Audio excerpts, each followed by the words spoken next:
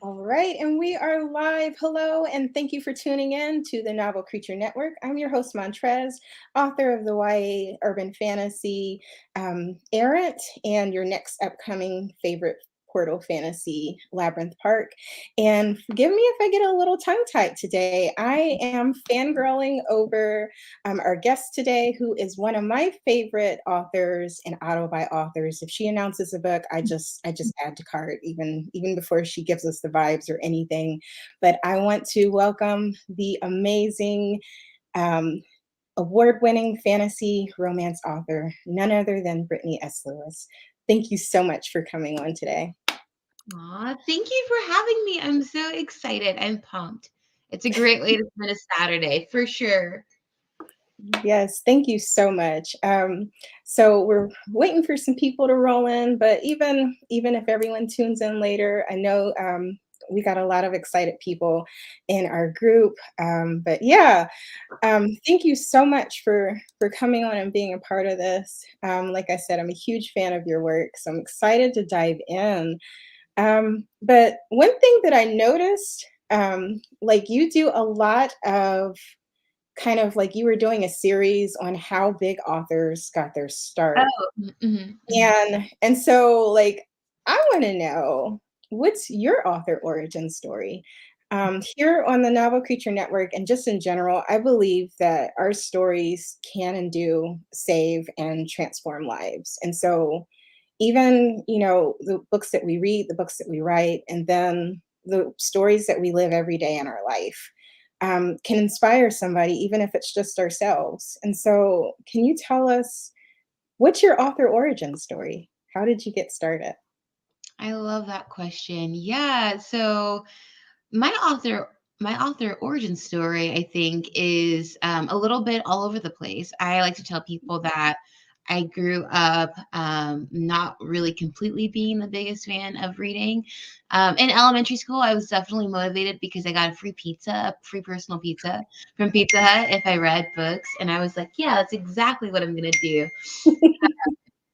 And so I was reading a lot of books. I was reading a lot of picture books. I actually remember very vividly loving and going to the Scholastic Book Fair. And it was where I found my very first picture book called My Monster Mama Loves Me So. And I can recite that book backwards and forwards. It's a story about just this monster baby and its monster mama and their adventure of one day together and how like candid and sweet their love is for each other.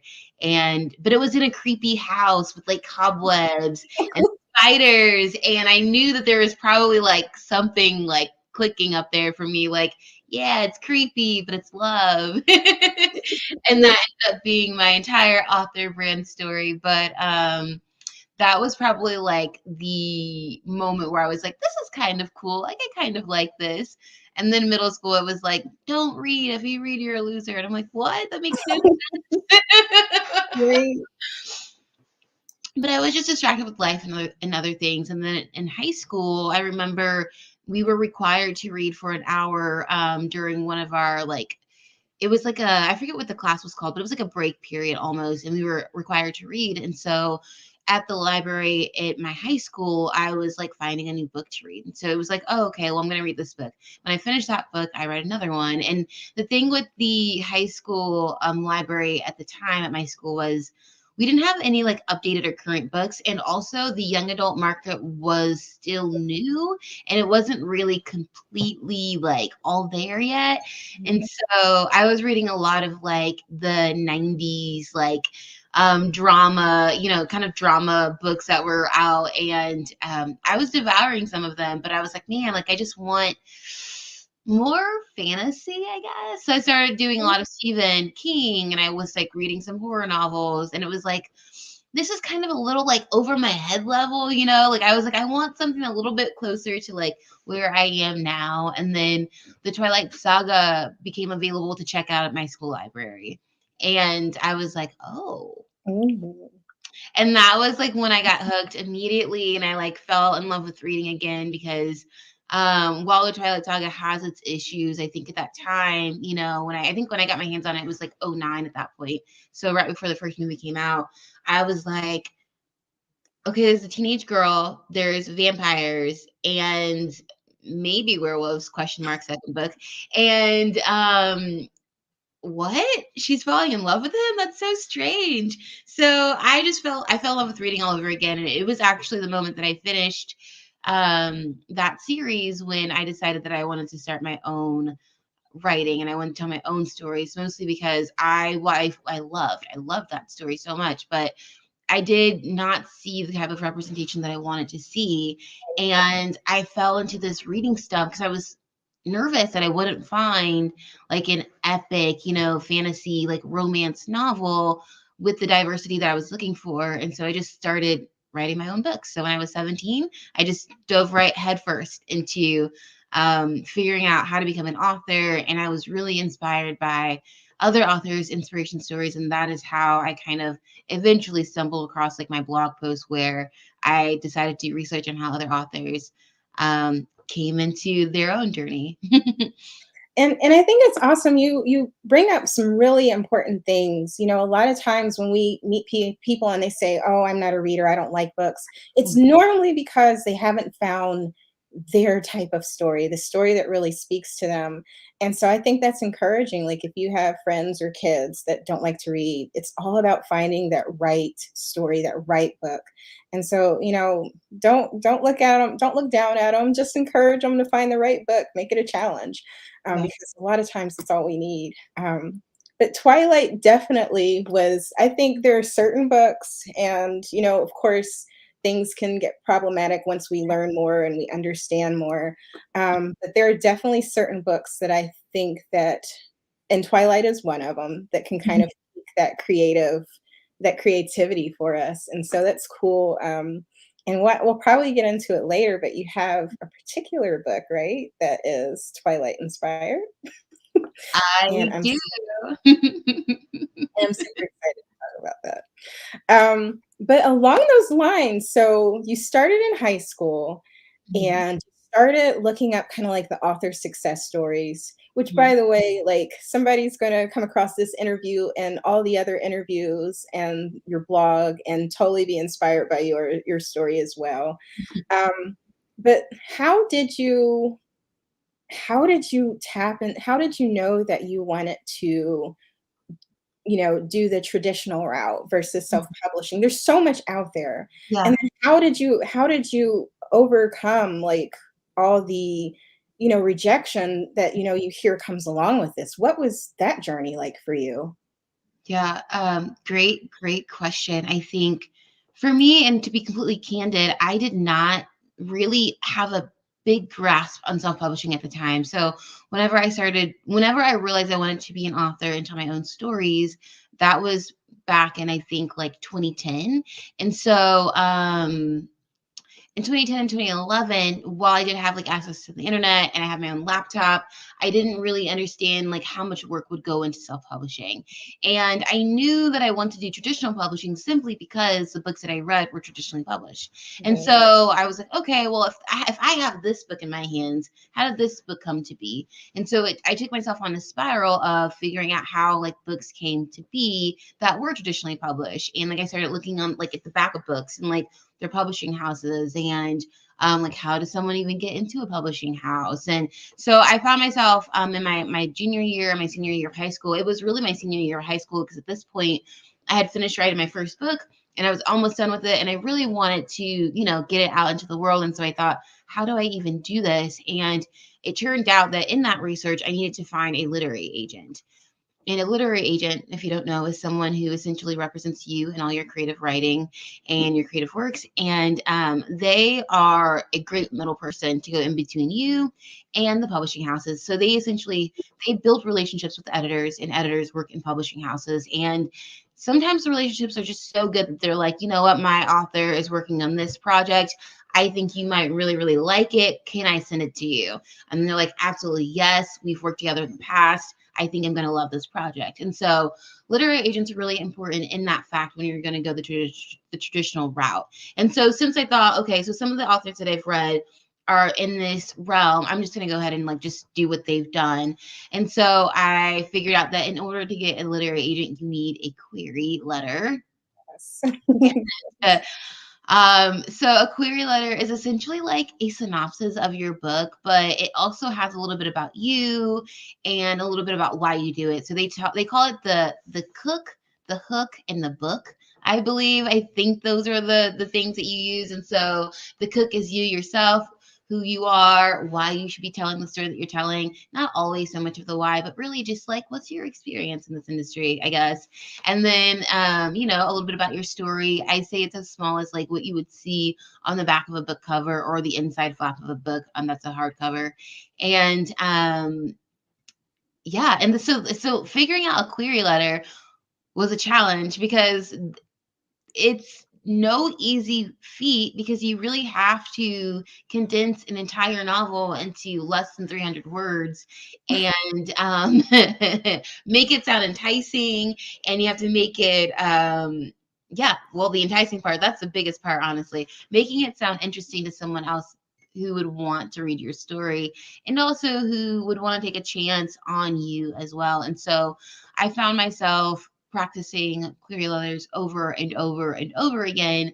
And I ended up joining these online forums where on the forums we essentially like could critique each other's query letters, and it was so nice. It doesn't exist anymore, but at the time it was called Agent Query Connect. There's some form of that website that exists, but I don't think that they have the forums anymore, which is so sad. But it was so nice because I was like, oh, I'll just like get on a forum. I'll like look at someone else's query. I'll help them with theirs. They'll help me with mine. It was so great. And I did that for years. Like with every book I read, with every book I wrote, I would write a query letter and then I would workshop it with a bunch of strangers on the internet. And I know it's so wild. But it gave me all the experience that I have today when it comes to looking at query letters because I was looking at so many of them all the time. And so, long story short, I figured out I needed a query letter, and that's how I needed to get a literary agent. But now the question was, how do I find a literary agent? And so, this website also had a database full of literary agents you could search depending on like what genre they represent, what age category they represent, how long they've been in the industry, they also what they're looking for, what they don't like. So it was a lot. And at some point I figured, okay, cool. But I say funny now, it definitely wasn't funny looking back on it. But the interesting thing is that, I didn't know I would be in the querying trenches for years, like I started querying in like 2011, 2012. Um, I got my first literary agent in 2017 or yeah 2017. So like it was a journey, and then that didn't really work out, and that happens sometimes. And so I was back in the querying churches for another year until I found my now agent. So it was a lot of rejections. I think there was maybe 4 or 5 different novels, and I definitely learned a lot about the process each time I queried, each time I wrote a book. But it was very heartbreaking for a long time. And I think the reason they call it trenches definitely makes sense when you when you're in that querying process. But Yes. something really stuck out that you said, and I just, I want to like pinpoint that. Mhm, Like you knew what you wanted to do. You looked at how it was done mhm. and you believed in yourself enough to follow that route and do it. You looked at the books you read and you said, "I can do this too," and you made it happen. And throughout all the rejection, all the years, that's an amazing story right there. Because like to see, I know it has to be something to see your book babies like on the shelves and like everywhere. So that's amazing right there, which kind of leads me into my next question for you. What do you think your creative superpower is? All of our heroes, they have a special ability. What's yours as an author?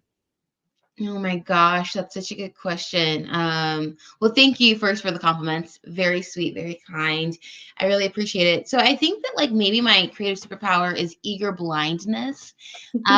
Because me having a sense of naivety or naivete, it mostly comes from kind of like me being a little bit stubborn, me being a little bit hard-headed. And I think that having that start so young really continued to propel me forward because I just thought like, well, I can't not do it. Like, it's what I want to do. And even with the rejections, like when I tell you, like, I have so many rejections in my inbox. I'm sure some of them are just disappeared now. You know what I mean? But there's a lot of rejections there. If I search Right. rejection letter or query letter, I'm sure hundreds of emails would pop up or populate right now. And I think that I would not have continued to move forward if I did not have an eager blindness and a a vision for myself. And it was really just being able to see those books in real life. And so, yeah, seeing a book in store of mine is very surreal, and it's very like pinch worthy. And sometimes, like, it happens so fast, it's hard to wrap my head around it. And so, but yeah, I think that's my creative superpower, is just being being blind to all the chaos around me and just kind of like going this way. And that is a superpower because sometimes it's so hard to block out that noise. So kudos to you. And guys, if you're watching this, whether you're readers or fellow creators, like go for it. You know, tap into your Britney S. Lewis superpower and have those blinders on where you don't let all the noise distract you. That is so awesome. And guys, if you're here with us live, go ahead and drop a comment and say hello so we can give you a shout out. We're so excited to have you. Um, but so we talked about your strengths. What's something that is a kryptonite for you? Oh gosh. Kryptonite. Oh, Superman. I would say my kryptonite probably would be like self-doubt for sure.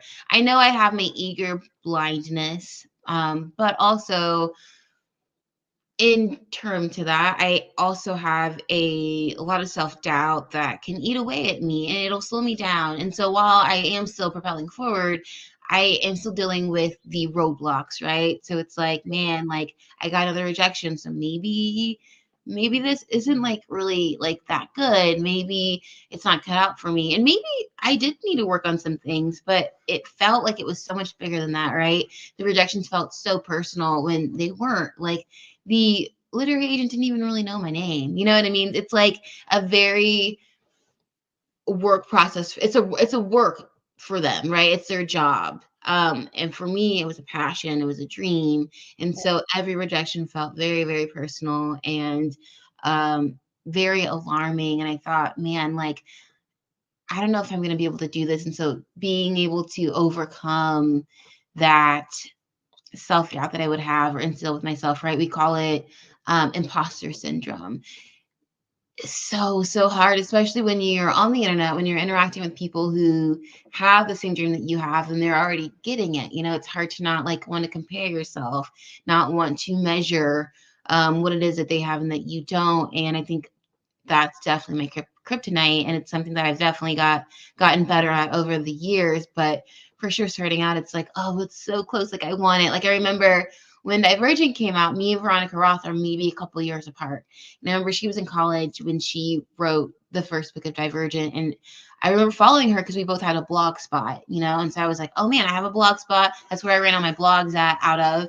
And she was documenting her process of becoming a writer, an author. And I remember her talking about going to these conferences, like, and pitching her query letter to actual agents and pitching to Joanna Volpe, who is her now literary agent, and her having this idea for Divergent and it coming all so quickly, and then like her documenting every process. Like I was like smitten. Like I like ate that up. It was just so wonderful and so beautiful. But I was like, I want it too. Like I want that dream as well. And I could see it, but I just couldn't feel it. So yeah. So hiding behind an anime ping says imposter syndrome can definitely make you feel like you aren't doing your best. And I, Mhm. I think I think your story resonates with a lot of people because imposter syndrome. I think it's your own worst enemy, really. But I also saw somewhere where if you have imposter syndrome, that's a sign that you're the real deal. Okay. Where Yeah. did you see that? That's I funny. could find it. I saw it a couple places, but it kind of resonated because, it makes you feel so many times that you're not. And then there was another quote I saw where it said like people who don't have half your talent are out there doing the stuff, then you can definitely do it. And so I think that's something that, would you say that imposter syndrome, even if you do accomplish, like you obviously did break through the barrier, you got your first book, you got your second book, you're working on a third one, which I'm super excited about. But Mhm. imposter syndrome kind of doesn't go away. You just learn to deal with it better, wouldn't you say? Yeah, absolutely, yes. Like, you definitely get better with dealing with it. It doesn't really go away, because you would think, "Oh, well, she got her book, so everything's perfect now," but then it's like, you get new obstacles and things continue to get harder, like, in that and then you laugh because that's life, and you're like, "Oh, ha, ha, ha." The sinister joking of all of it is just so silly, but it's like, yeah, like, you can it 2 things can be true at once. You can have your dream and you can still have imposter syndrome. And it's a lot of artists that I look up to and a lot of authors that I look up to all experience this. And so I feel seen in knowing that I'm not the only one, but it's definitely not the easiest pill to swallow. Definitely. But you guys, we're not alone in that, and that's always good to know. Yeah. But I want to get into your work now because, like I said, you're one of my autobi authors, and you have some amazing stuff. So sweet. And what really stuck out is I think at one time you had that you write books about alternative Black girls, but Oh, then I think you recently switched it to angsty Black girls, and I want to talk about it. What made you decide to write about that type of Black girl? What was your inspiration and your influence for that?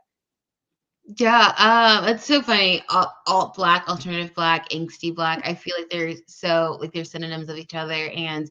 I wanna just say me, it's just my own experience, growing up, like, I just felt so, quote, unquote, "misunderstood." My family's Black, so I felt like the white sheet of the Black family. So, it's, like, all these, like, internalized jokes, right? And, like, me kind of, like, taking internalized trauma and putting it into stories. And so all of my main characters, they have a lot of angst. They have a lot of like built up um tension and turmoil, and they feel like this misunderstanding in the world. And I think a lot of us have that feeling. I like to tell myself, not just myself, but I like to tell people like we all move through the world like we are the main character of whatever story we're telling, right? And so we're all that angsty, misunderstood person because we are our own main characters. And so when I think about writing characters and putting them in stories, each character I've written so far, especially as I like with my published novels, like they are all like just dealing with some kind of chaos in their lives. And I feel bad because I put the chaos there in their lives, but also they have this angst propelling them forward, right? They have this angst that's pushing them to solving this mystery, that's pushing them to actually overcoming like what it is that's happening to them. And so I relate to it, I resonate to it. I think I'm now at a time in my life where I'm like revisiting Paramore again. It's like I want it so bad. All of it is it feels like a complete puzzle piece for me. Like the pieces are just falling together. And so with that comes a lot of angst and feeling misunderstood and just being a little angry about it. And I think you do a really good job. I read both the Undead Truth of Us and The Dark Place. And one of the things that I noticed is how you infuse so much emotion in it, and you take like really big difficult things, like you said, certain traumas like loss and grief, and the way that you are able to construct it, it's almost poetic, it's almost cathartic. Like you could be writing about seeing zombies, but like the way that you unwrap that, it was like almost like a cozy horror fantasy, you know what I mean? Like I love that. you know Let's what I remark mean?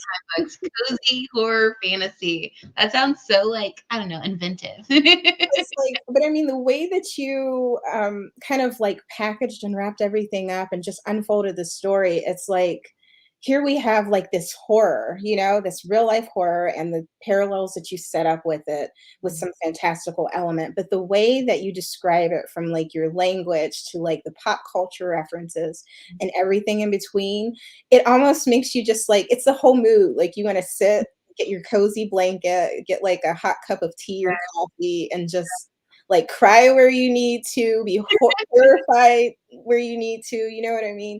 And so, yeah, angsty Black girl, I'm here for it all day. But I know I've talked a little bit about it, but take us on a tour of the worlds you're building specifically. What is the dark place and what is the undead truth of us? I believe that every story is kind of like its own world, and as Mm. writers, we kind of like take people on, like we're the best tour guides for it. You know, we show you the nooks and crannies, we show you the tourist attractions, the hole in the walls, the places to avoid. Take us on a tour for your books. I love that question. That's such a fun way to like to word that, like a tour. And I used to, one of my past jobs was actually a tour guide. I was a tour guide in Wow. college, and then for a little bit outside of college, I leased apartments, and so I take people on tours all the time. So Mhm. let's go on a tour of some books, which is so exciting. I have them here. So here's the Undead Truth of Us, um, which might be flipped, and that's okay.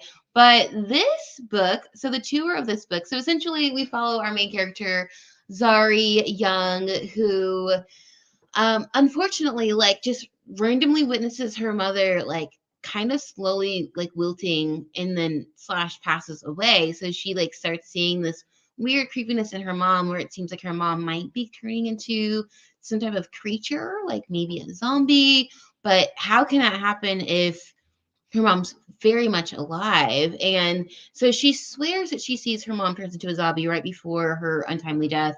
And then, unfortunately, because her mom does pass away, her dad's not kind of in the picture. She is shipped to live off with her aunt, and her auntie doesn't really want much to do with Zari, mostly because her auntie did not sign up to be an instant mom, right? Like, she's Right. studying in school, she's just living her life, she has an apartment, she doesn't feel like she's mom material. She's also grieving the loss of her sister. So there's a lot happening here, and Zari is dealing with the trauma of kind of living with her auntie, and then also with like the trauma of not really having her mother around. And now she's seeing zombies everywhere, except that no one else can see them.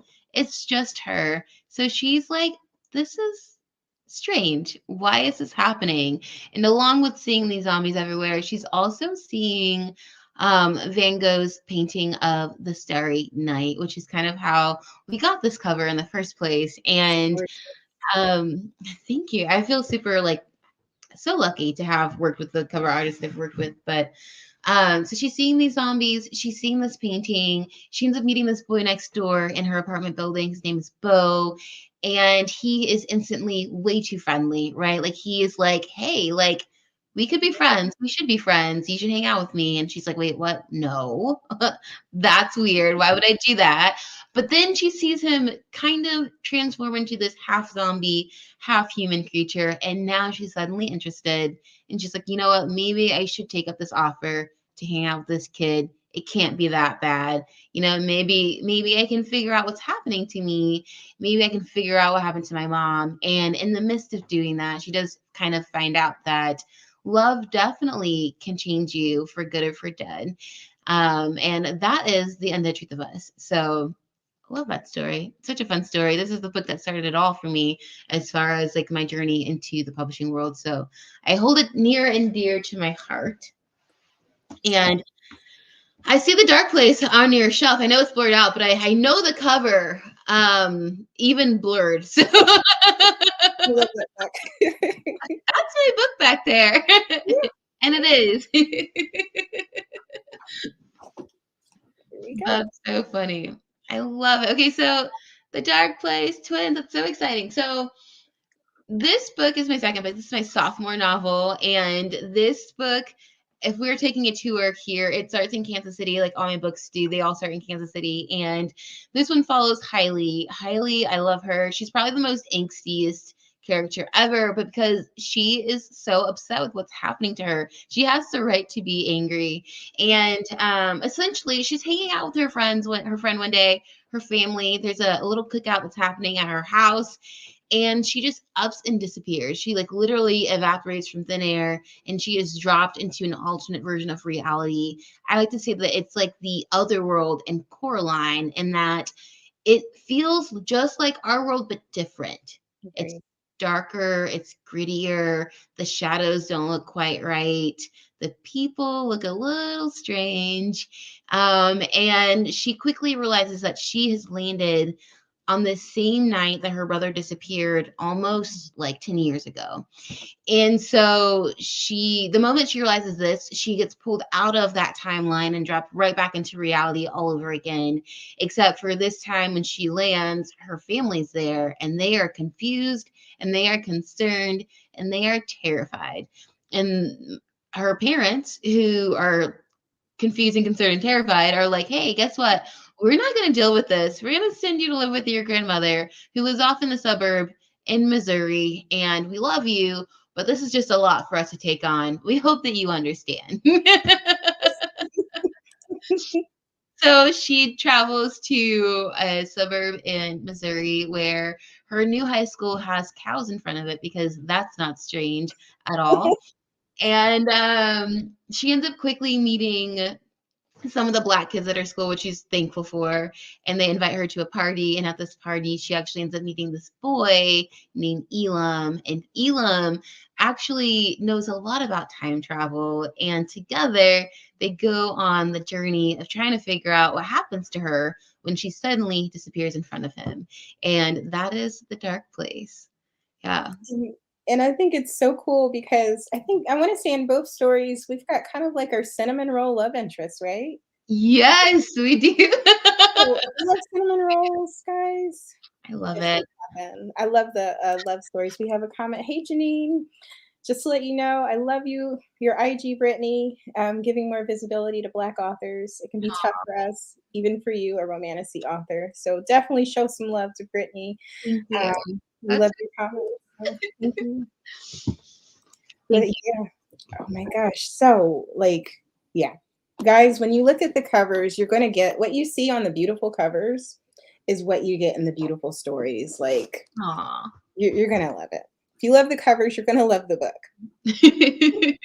But you have another one coming out. My Let's gosh. talk Blood Moon. You, I think I wanna say that you kind of, like, got my interest really peaked. I mean, like I said, when you announce something, I usually just drop it.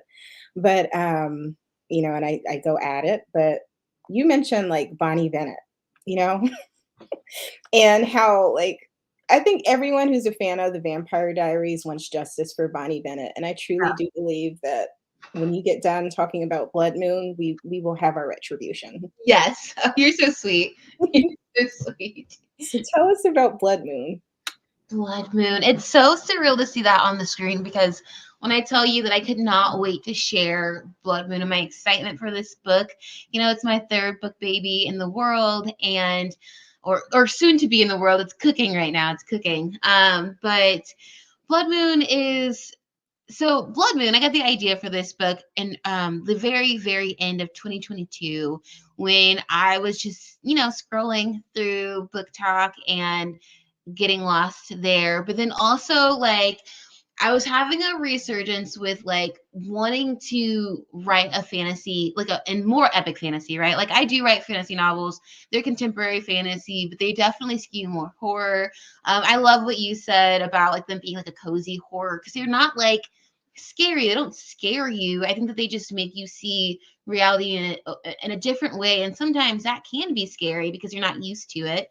Okay. And while they have monsters in them, they're not like threatening monsters, right? Like they're not gonna like bite you, like maybe like a vampire would. So it's a different kind of fantasy. And so I thought to myself, like I had always wanted so when I finished Twilight Saga back in 2011, I was like, I want to tell a story like that. I just don't think that I could tell a story like that. And I didn't think that I had the capacity or the knowledge to at all like create a fantasy world and have like legends and lore and make it make sense. I just didn't think that I could do it. And I wanted to do it so, so, so bad.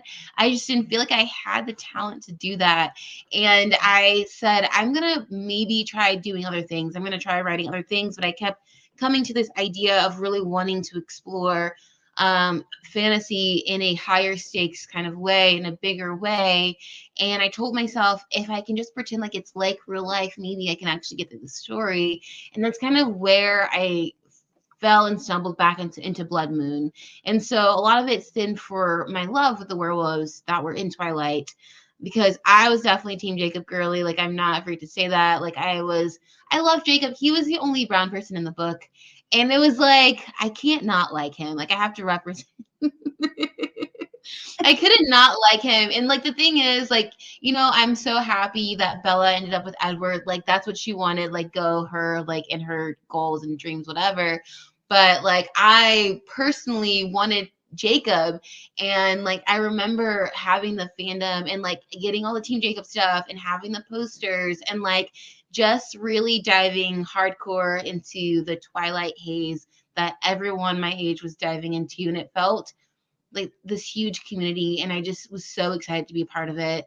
Right. Um, but I also still, again, I wanted more diversity. And so I came across this idea in my head, like, well, what if we really explored werewolves in a different way, in a different light?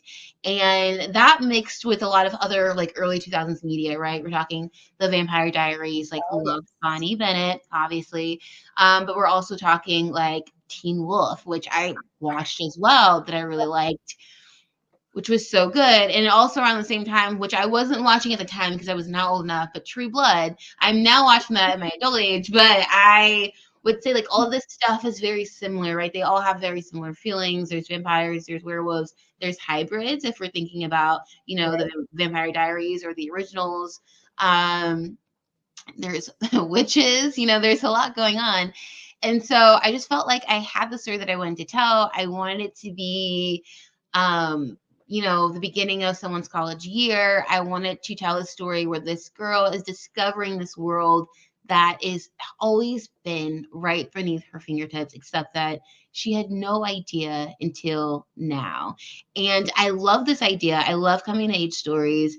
And so, while Bonnie is definitely an inspiration for me and has always been an inspiration for me, I like to use her comparison, though she's not really in the book because that's like fan fiction. Okay. Like, I have a whole new character, but I will say, like, my anger of seeing Bonnie mistreated, right? Yeah. Over and over again in interviews, on panels, as her storyline unfolded, right? Kat Graham's storyline unfolded as Bonnie in the Vampire Diaries, and how things shifted, and turned in a way where like even the audience was getting upset, right? Like, it's undeniable the tension and the on-screen chemistry that we saw Bonnie with Damon. Like, that is what a lot of watchers wanted. We Exactly. wanted to see them together. And you ask yourself, well, why couldn't we see it together? Like, why could we have not gone that route when in the novels, and I haven't actually read all the novels, but in the novels, like, their fate is to be together. And it started feeling like it was more than just we're disengaging from the storyline. And it started feeling more like, this seems like more of a racial issue, and that's really frustrating. And I'm just like, we don't need that. I want to see myself in the middle of an epic fantasy romance novel with vampires and werewolves and hybrids and witches. And I want to feel like I'm included. And it just like that. My anger. Yes, I get yes. so upset because it's like, this is so silly. We should be past this at this point, and we're not, because um the world has this recurring issue where we can't move past things. And so I was like, okay, I'm doing it. I'm gonna do this thing. I'm gonna write this book. It's happening. Obviously all my main characters are Black girls, and that is who Mira is, the main character of my story. And she is the one that's going to uncover all of this chaos in this world that just seems so casual and so small, Right. until she pulls one string and everything just comes loose. So I did not really pitch Blood Moon here, but that is how I got to writing the story Blood Moon, because But you did pitch it because that is, and I think when we say justice for Bonnie Bennett, you kind of hit on it when you were saying how like everybody wanted like a certain story. and we just didn't have, we weren't fulfilled in that, and she's like a favorite character. And so I think the whole movement, like the justice behind it, is allowing characters like her, who look like her, who are in those type of settings, to get the story that they deserve. And everything that you've talked about, like the snippets that you've shared, the whole concept, we're getting our story that we were denied. And I think it is ridiculous that the disregard was almost to the point where you're hurting yourself. You're hurting your own show, your own content. So wild. It's so wild. So we do have a couple. Janine wants to know, is Blood Moon coming in the first quarter of 2025? When can we expect it? Yeah, I'm going to also assume that it's coming out the first quarter of 2025. I feel so bad because I feel like everyone's like, she's not sharing the date. And it's like, I don't even know what the date is. Like, I have no idea. But as soon as I get the date, I will be sharing it everywhere and every social media that exists to us now. I'll be talking about it. But they call it, so I'm with Page Street, which is an imprint of Macmillan, and they call it winter 2025, right?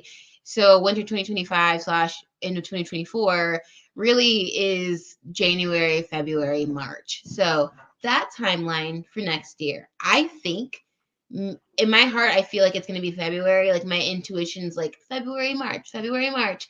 But yeah, that's what I think. Just my guess. Well, whenever you drop the date, we'll just be pre-ordering and adding a cart. Well, this is going to be exciting. I can't wait for that. So Janine, she also mentioned that she wants to see all types of people go on fantastical adventures. Yes, that's what it's about. It's not just for the angsty brunettes; it's for the angsty black girls too, right? Absolutely. 80 Black girls. I'm so excited for you, Janine, and I absolutely agree with that sentiment completely. Hey, Katrina, thank you for showing up. Thank you to everyone who's coming in. And while you're tuning in, let us know, while you're waiting on Blood Moon, what book are you snagging up in the Britney verse? Are you gonna pick the Undead Truth of Us or the Dark Place? Let us know in the comments what you're reading, what you've read, what you recommend. I mean, great worlds that she's building here. But in the meantime, like you have talked a lot about, first of all, if you are in the Novel Creature Network, we do have a giveaway in honor of both my birthday and the fact that I get to interview this amazing author here. If you are an audiobook lover, I will be picking two people, randomly choosing two people to have your choice of The Dark Place or The Undead Truth of Us. So please tap into the Novel Creature Network on my IG and enter to win that. And then, Miss Brittany, you have a giveaway as well going on, right? To the 15th? I do. Oh my gosh. Yes. Thank you. Also, happy birthday month, by the way. I love that for you. And I'm so excited that you get to spend another year here with us. How wonderful is that? Thank you. And yeah, I did. I just started a giveaway yesterday, so the timing is perfect. It ends next Friday, which you're correct, is the 15th. Thank you for that, because dates are crazy. But essentially we hit finally miraculously hit 1,000 ads for Blood Moon on Goodreads, and I just wanted to celebrate. Thank you. I feel very overwhelmed and just so excited. And so I thought the perfect way to celebrate is just to give back. And so for anyone that goes to add Blood Moon to their TBR on Goodreads, that they share one of my most recent posts, which is on Instagram. It's the one that's celebrating the 1,000 ads. Share that to your story, but then also subscribe to my website, which is going to be found in my link tree. That can be on any of my socials if you follow me there, or if you just look for BritneySLewis.com and you subscribe there. There's a subscribe bar on my website. And once you subscribe, that is really what like enters you into the drawing. And I'm choosing 3 lucky people to critique the first 3 pages of whatever work that they want me to look at. And if you're like, you know what, I actually feel really good about this, I want you to look at my queer letter instead, I would absolutely love to do that. And so I'm really excited. I love doing giveaways. Last month I did book giveaways, and that broke my pocket. It was so expensive sending out books.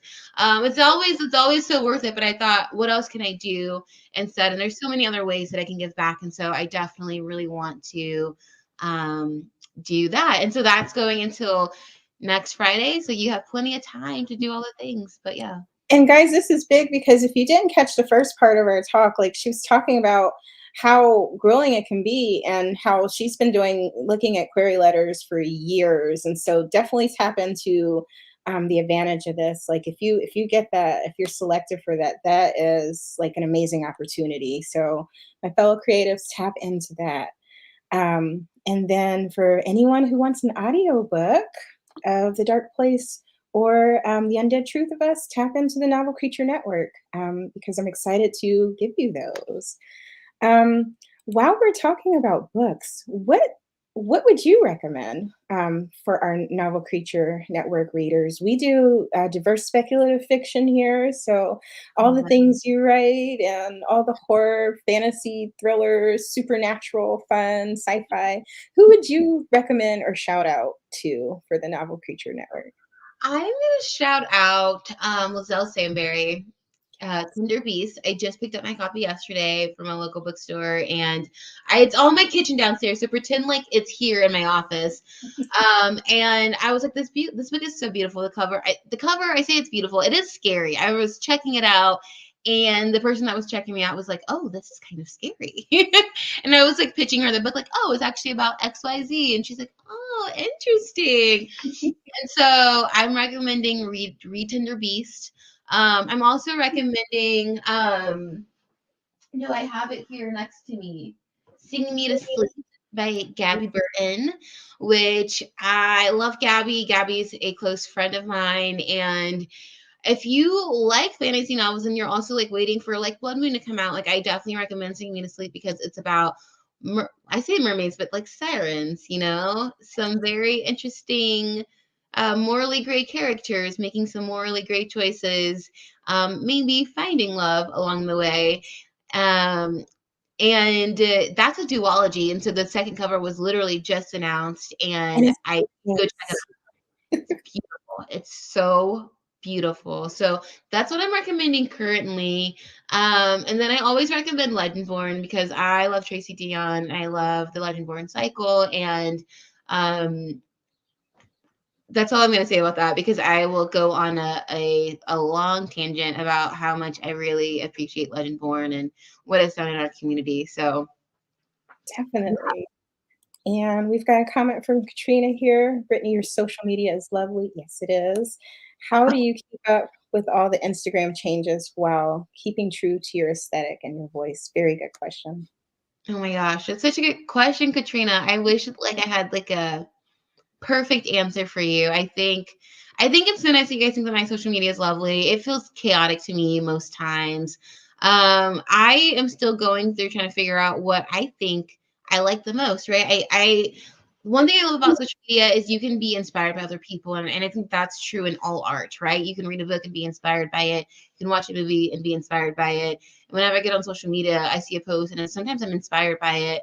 I love that there's trends that you can like follow and be like, okay, thank you. I did not have to think about this idea today. I can just use this trend and that's gonna be my post. But you're right. Social media is always changing. Instagram has changed a long ways since 2010. So how do I keep true to my voice and my aesthetic there? I think I think understanding that like staying true to myself means that I'm a changing person and that my aesthetic is probably going to change with me as I change and I grow. And so I think being okay with that change is kind of what's kept me moving forward. I know Instagram, the biggest change that they had made really was like their reels, right? Like that really changed everything on the platform. And I was so annoyed that we got reels on Instagram. And it wasn't my favorite thing. But now I'm like, okay, it is what it is. I'm totally okay with this. I'm happy about it. We are going to get over the fact that I don't like it here. And we're going to figure out how can I use this to my advantage as an author, also as using this platform. And really, Instagram Reels, I'm telling you, is what has grown my platform so large.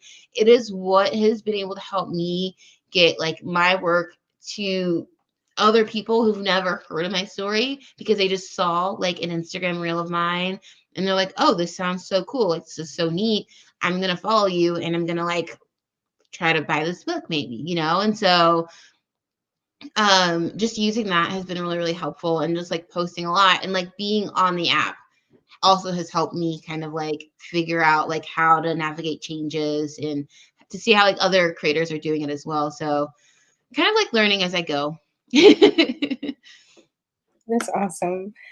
Yeah, great question. And I love how you said, not being afraid to embrace the own changes that, we go through personally. So being able to adapt and just embrace it. That's, yeah, taking notes here. And we are entering into the Q&A. So guys, if you have any more questions, we have room, we have a couple minutes where you can ask them now.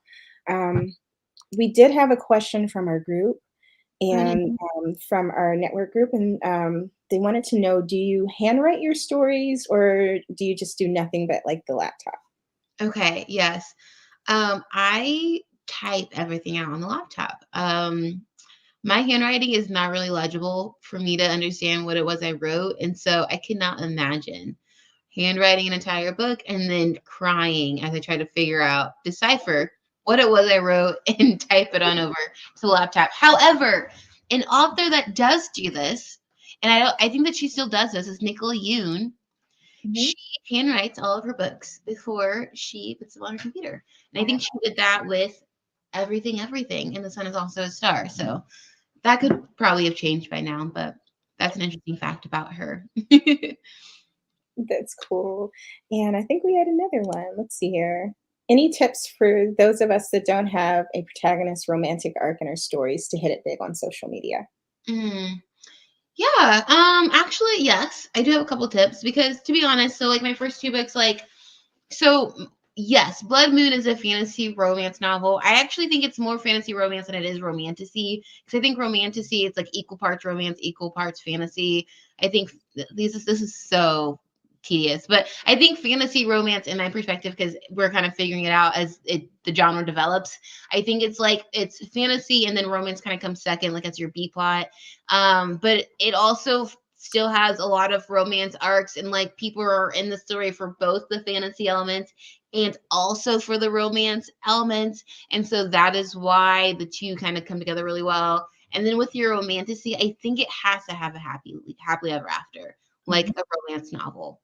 Otherwise, you're not giving your readers justice. That is what I think. I don't know.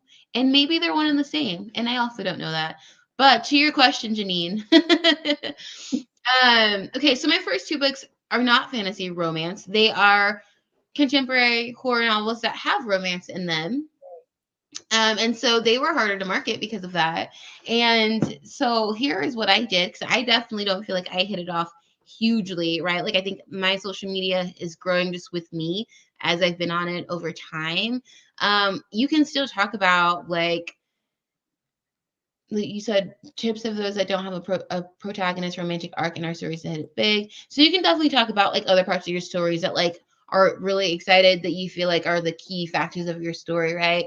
Or that have an emotional grasp. I can say that like other ways that I've marketed my book without talking about the romance in them have been about the tone of the story, right? So I use a lot of the tone of the story to market the book. So with the Undead Truth of Us, if I was on social media, whenever I was marketing it back in like 2020 or 2021, in 2022, I would say, here's a book that made me cry, right? Because this book is an emotional book, and so it definitely has an emotional pull to it.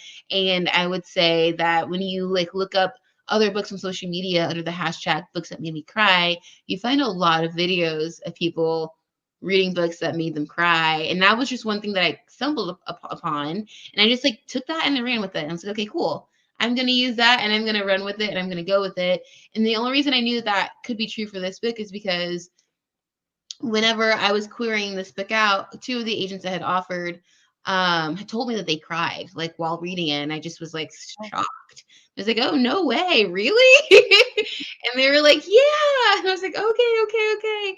And then that did not change as, we sold it off to Disney. And then as we had other people reading it. And so I could say that, like, yeah, this is a book that's made people cry. So I've used that. I've used tone. And then also like comps. So like a comp title, a book that's like similar to your book, but that's different, but you know, that other people would like. So for example, with The Dark Place, like again, like the romance part of this book isn't the hugest part of the book, but there is a romance in this novel.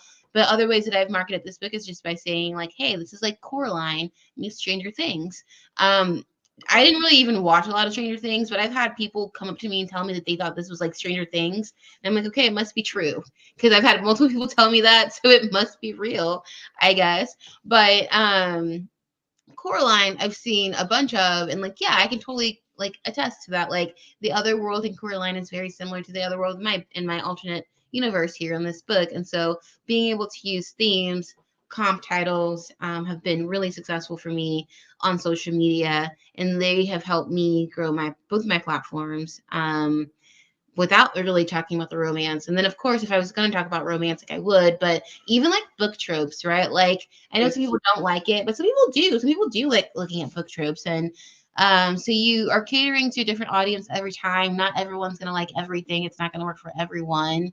But like book tropes are so easy because you say, like, oh, it's a slow burn. It doesn't have to be a slow burn romance. Maybe it's a slow burn thriller. You know what I mean? And so it's like, that's really helpful. So, yeah. Yeah. And I think you've been spot on with your comps because I did totally feel that. Like, I think for the Undead Truth of Us, you used like warm bodies. Oh yeah, warm I'm bodies. like, oh, this is kind of like that, you know, but it has its own voice and style. So like, yes, guys, if you really want tips on like how to get your story to the audience, how to snag that agent and kind of break into the mold, definitely support her giveaway and enter that. And if you want to read these books and not just read them, maybe listen to them because the audiobooks are amazing as well as the beautiful physical copies. Hit up the Novel Creature Network. There is a giveaway for that, and it ends today. I'm probably going to pick and announce at 3 p.m. Eastern Standard Time. So definitely tap into that. And just after you leave here, just go ahead and subscribe, click on everything, add all her books. I'm telling you, if you love speculative fiction in the slightest, if you love, I think you've got some fun pop culture references. Like you talk about Lisa Bonet in there, Yes, and yes. a couple of them. Hit on that. Get on there. But we're wrapping up here a little bit, and before you go, I just wanted to know, first of all, before we go there, kind of how can we support your journey? How can we celebrate and support? So you talked a little bit about your giveaway and adding your book.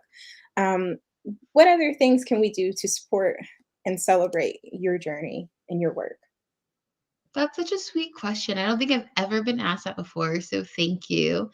That's so kind. And I appreciate that question too because I am the worst at asking for support. But this year, I'm trying to be better at it because, I always preach this, but like creativity is not found in a vacuum, right? We don't do community by ourselves. We do it with other people, and Right. so I love that. Thank you for asking. So I would say ways that you could support me. I always say follow me on social media. It's always really, really helpful. Subscribing to my newsletter is actually like really helpful, or not my newsletter, but my website. By subscribing to my website, you actually get access to my newsletter, which I try to do monthly. And I've been sending out exclusive content, including like, little teases for the character art that's coming for Blood Moon soon. Very excited about that. Um, and so those are two things that are free. Another free thing is like requesting my book at libraries as well. I think The Dark Place and The Undead Truth of Us can be available at all libraries, but whenever the Blood Moon gets to that point, it's not there yet. Like requesting it at your local library, your local indie store, is really important. Just like sharing content and talking about like my work online is always going to be so so so helpful. It's never going to get old. Always talking about it and sharing my things has always been like a really big, amazing thing for me because I am only one voice, but with other people, I am multiple voices. And so I always really, really, really appreciate that. And then, of course, if you have money and you want to give money, being able to like purchase any of my books is going to be so helpful for me in the long run, because that tells my publishing house that like they can continue to invest in me, and that they can trust that like I'm going to be an author that's going to sell copies for them. So, yeah.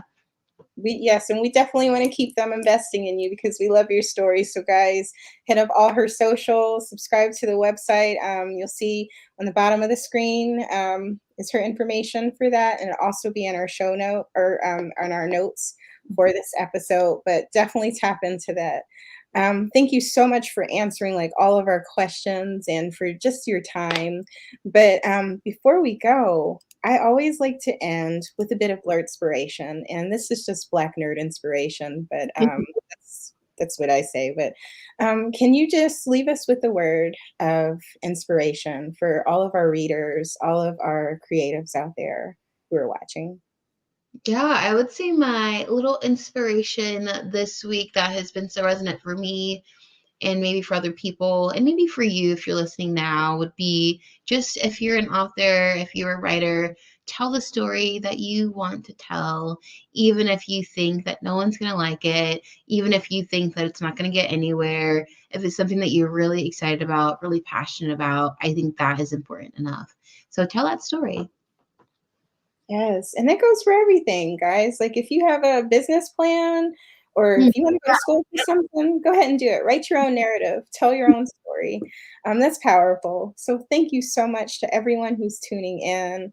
And thank you to all those who will be watching later. And Brittany, most of all, thank you for taking time out of your schedule and joining us and letting us kind of pick your brain and hear your story because I'm inspired and I'm excited to see what all you have coming. So thank you so much. Aw, thank you so much. I appreciate you having me on here, and I appreciate everyone that has joined and that will join. And this just makes me so excited. So thank you, and happy early birthday. Thank you. So guys, don't forget to tap into everything she's got going on.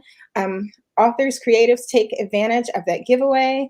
And all my reader friends, go ahead and tap into the Novel Creature Network for audiobooks and fun.